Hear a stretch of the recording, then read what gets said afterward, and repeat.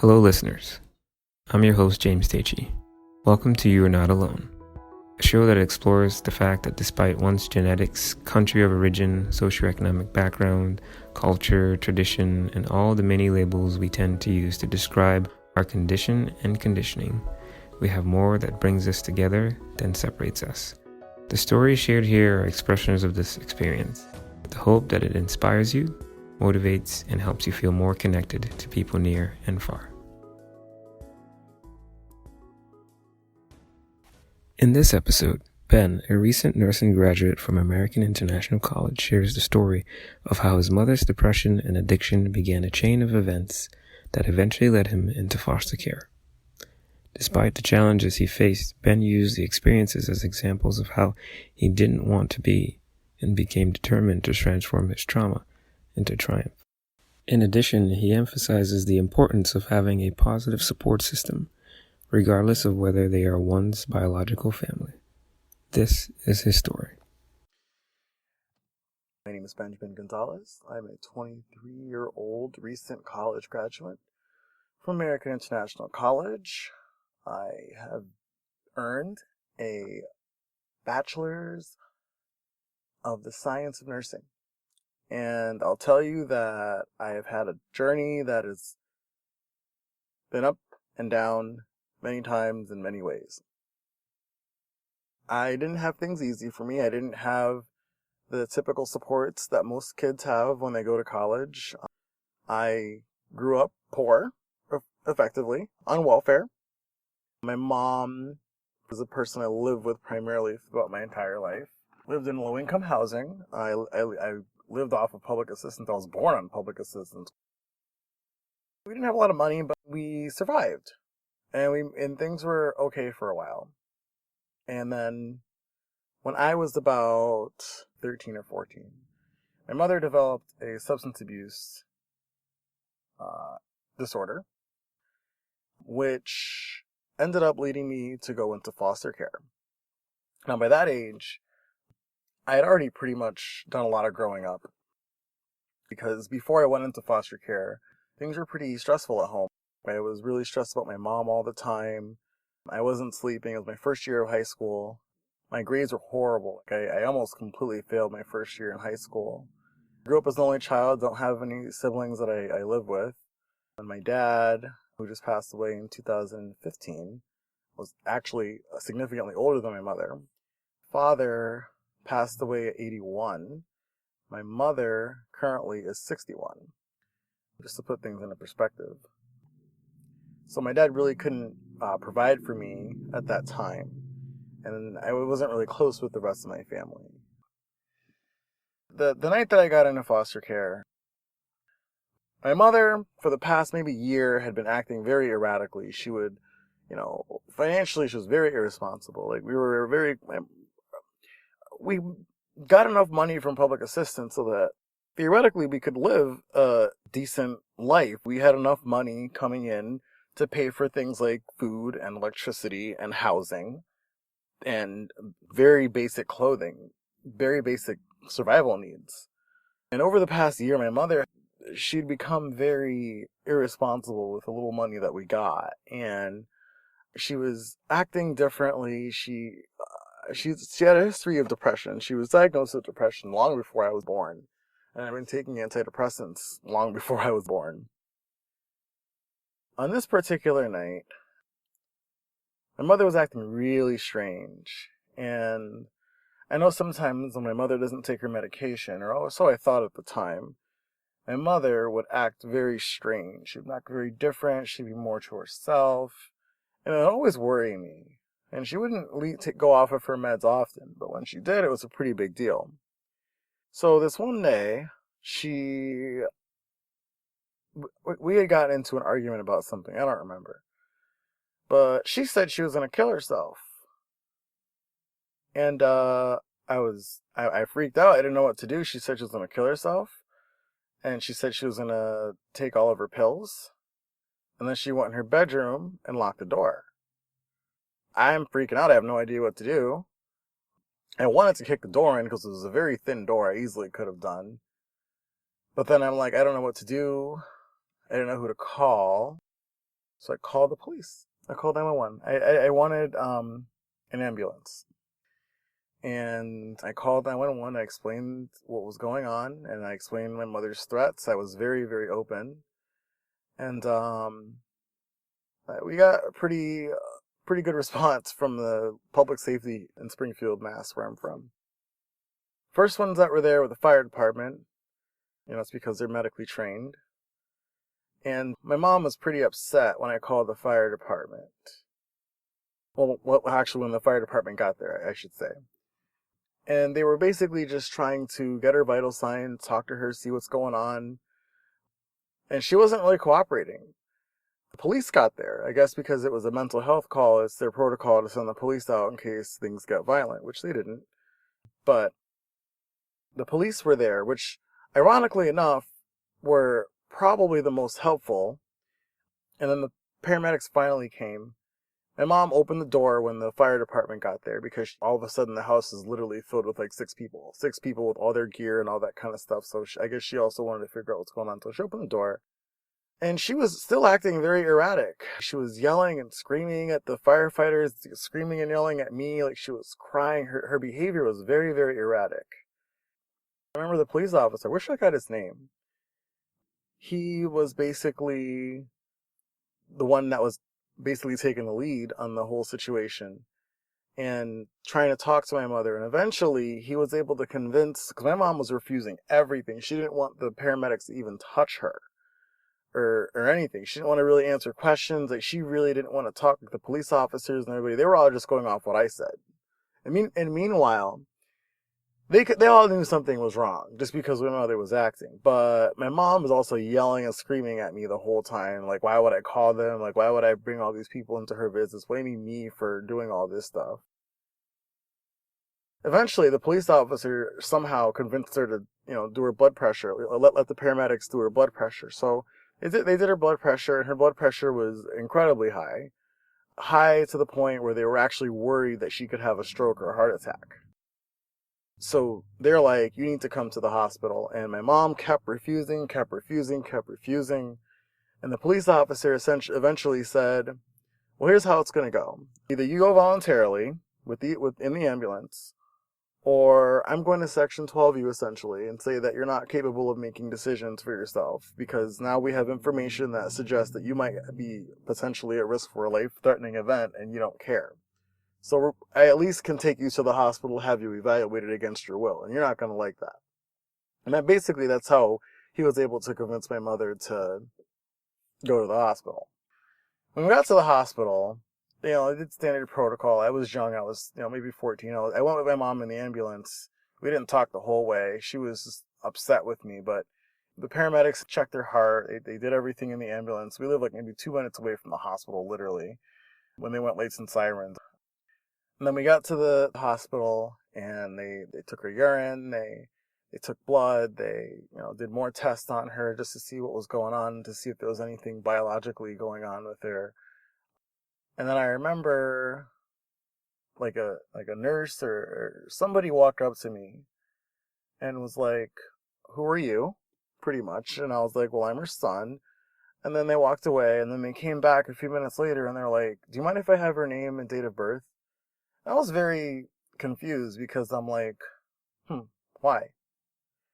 We were waiting in the hallway of the emergency room, maybe 3-4 hours had gone by. My mom had eventually fallen asleep. They gave her medication to help her calm down because she was screaming and acting really erratic in the emergency room. And I remember the doctor came over and said, we think we know what might be causing your behavior.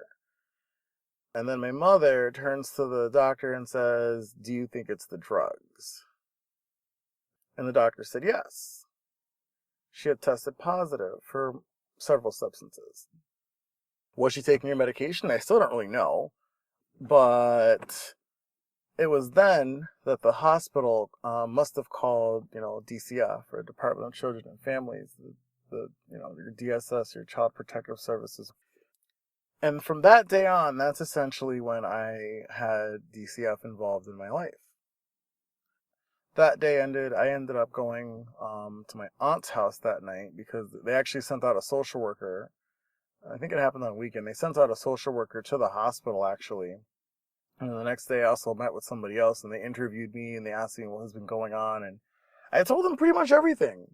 Because at that point I was pretty distraught. I didn't know what else to do. I was sick of living with my mother the way that she was, and I was really not in a good state. So I was just, because my mother had always told me not to tell other people what happens in the house.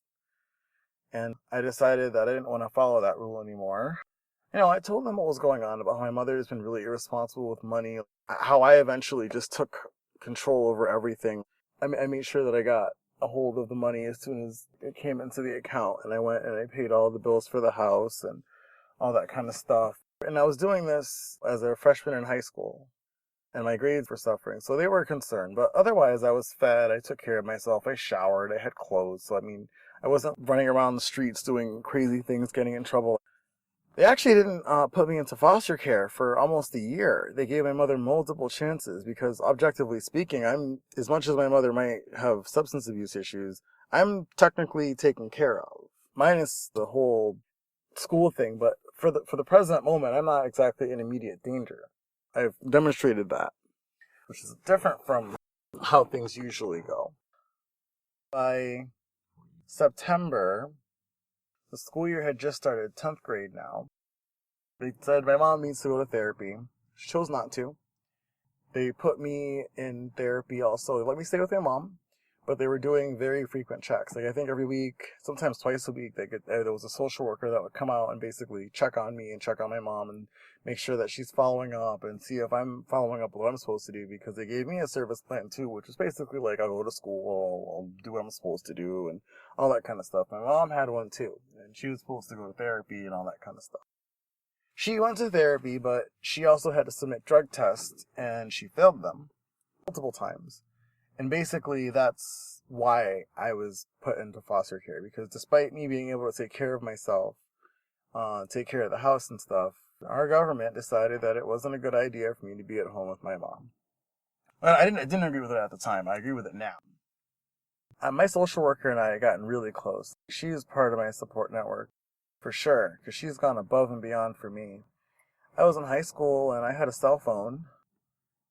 She literally called me on my cell phone at school and said, "Ben, I'm going to court. I am filing to place you into protective custody today."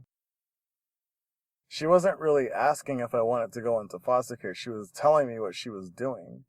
And I just said, okay.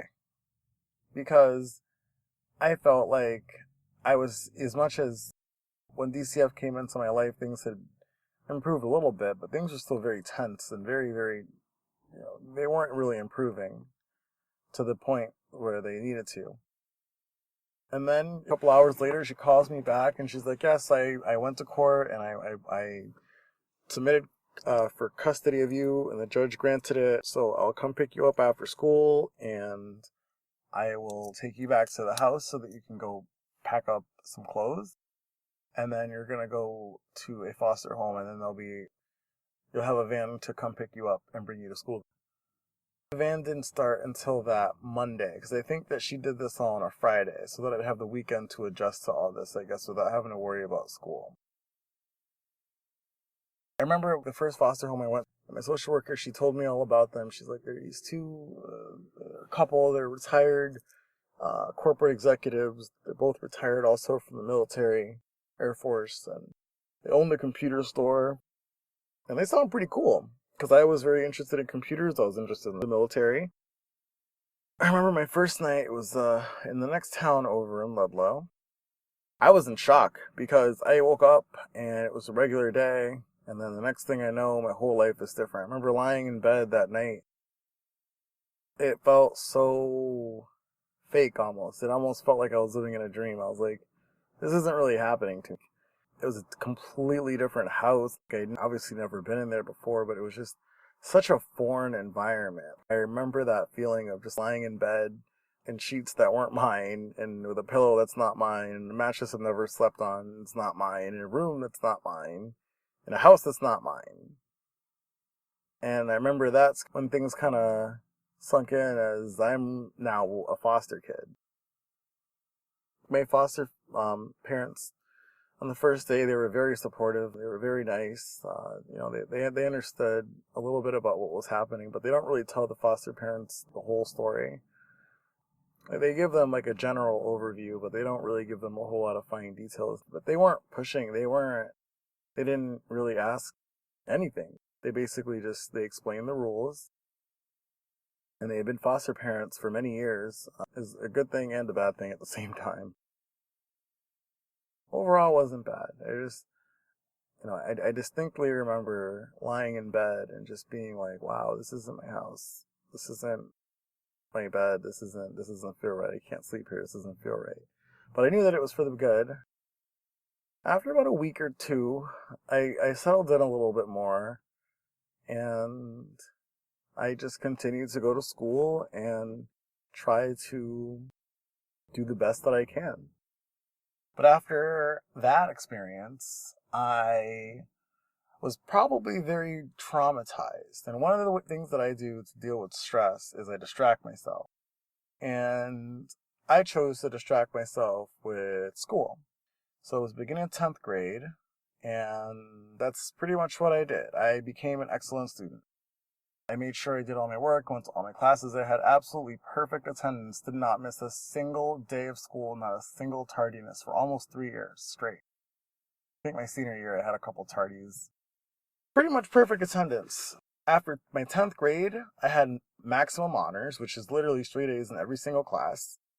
And I continued that out throughout my senior year. I think I got like an A- somewhere along the line, but I pretty much got straight A's. I graduated near the top of my class. I wasn't higher because my first year was horrible academically.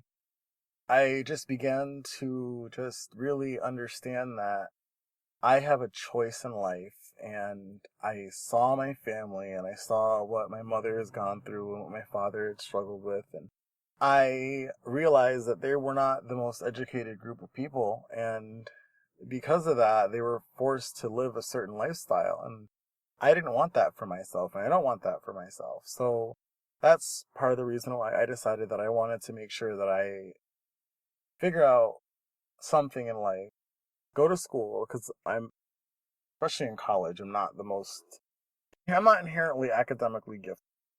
I just work hard. I try hard. I figured out what I needed in order to be successful, essentially. Sometimes just enough to be successful, and sometimes that's okay. I graduated from high school in 2011, and I decided that I wanted to go on and become a nurse for a lot of reasons. And I was fortunate to have been accepted into American International College in Springfield. I just graduated this past year with my degree in nursing.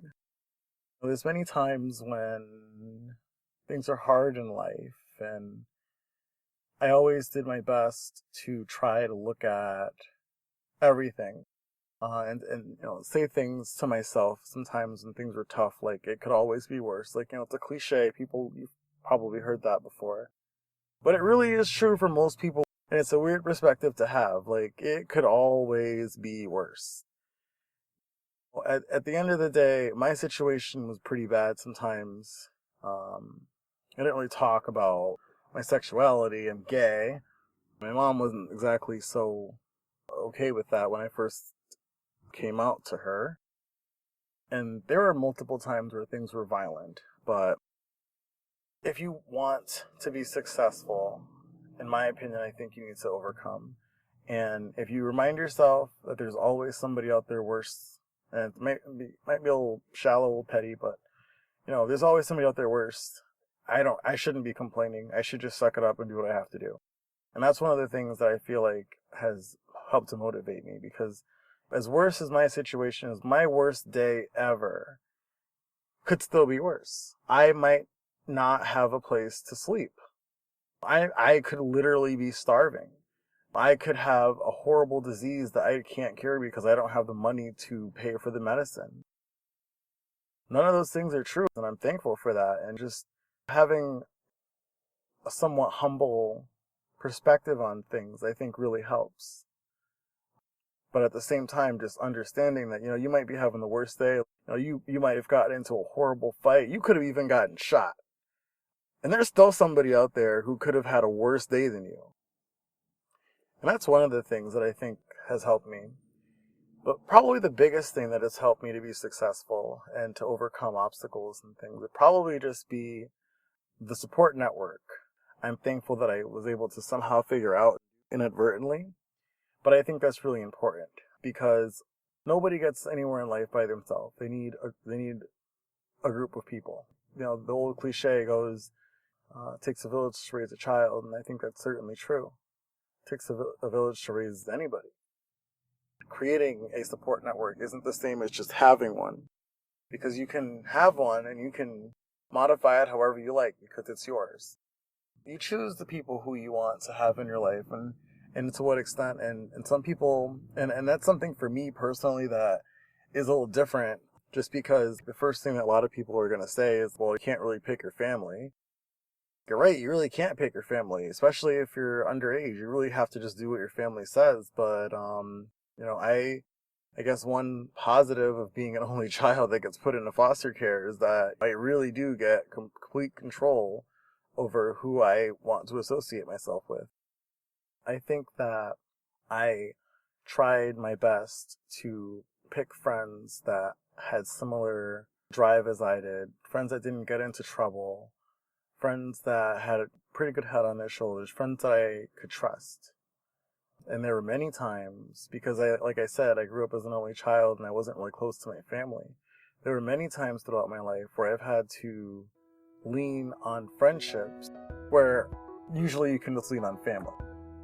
And I am forever thankful for for all of the positive experiences that I've been fortunate to have received. Thanks for listening to this episode of You're Not Alone. Your positive feedback is appreciated, so please like, comment, and share. To keep up with coming episodes, please follow us on Facebook, SoundCloud, and iTunes. Stay tuned for more to come.